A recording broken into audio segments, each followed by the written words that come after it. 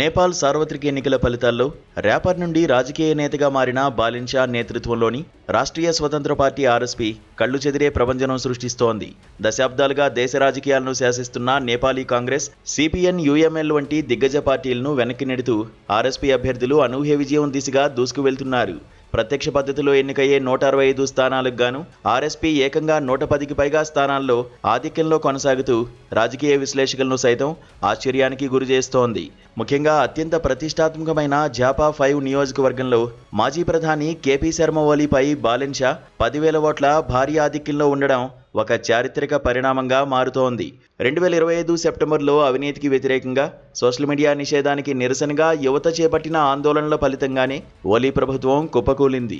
ప్రస్తుత ఫలితాలను బట్టి చూస్తే నేపాల్ ప్రజలు, ముఖ్యంగా జన్-జెడ్ యువత పాత రాజకీయ వ్యవస్థను తిరస్కరించి మార్పు వైపు స్పష్టమైన మొగ్గు చూపినట్లు అర్థమవుతోంది. మరోవైపు కీలక నేత పుష్పకమల్ దహల్ ప్రచండ తన స్థానంలో విజయం సాధించినప్పటికీ ఆర్ఎస్పీ హవా ముందు ఇతర పార్టీలు నిలవలేకపోయాయి. తుది ఫలితాలు వచ్చేసరికి బాలిన్ షా పార్టీ క్లీన్ స్వీప్ చేసే అవకాశముందని, ఇది నేపాల్ రాజకీయాల్లో ఒక కొత్త శకానికి ఆరంభమని భావిస్తున్నారు.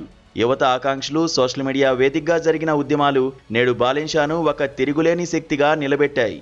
అవినీతి రహిత పాలన కోరుకుంటున్న ప్రజల తీర్పుతో నేపాల్లో పాతతరం రాజకీయాలకు తెరపడుతున్నట్లు స్పష్టంగా కనిపిస్తోంది.